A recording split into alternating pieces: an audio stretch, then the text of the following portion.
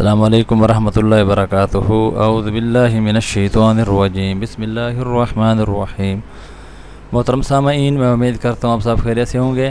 نماز میں اور گھر میں اس دعا کا اہتمام کیجیے۔ سیدنا ابو بکر صدیق رضی اللہ عنہ نے رسول اللہ صلی اللہ علیہ وسلم سے عرض کی کہ اے اللہ کے رسول صلی اللہ علیہ وسلم، آپ صلی اللہ علیہ وسلم مجھے ایک ایسی دعا سکھائیے جس کو میں اپنی نماز میں بھی مانگا کروں اور اپنے گھر میں بھی مانگا کروں۔ رسول اللہ صلی اللہ علیہ وسلم نے فرمایا کہ یہ کہا کرو: اللہم انی ظلمت نفسی ظلما کثیرا ولا یغفر الذنوب الا انت فاغفر لی مغفرۃ من عندک وارحمنی انک انت الغفور الرحیم۔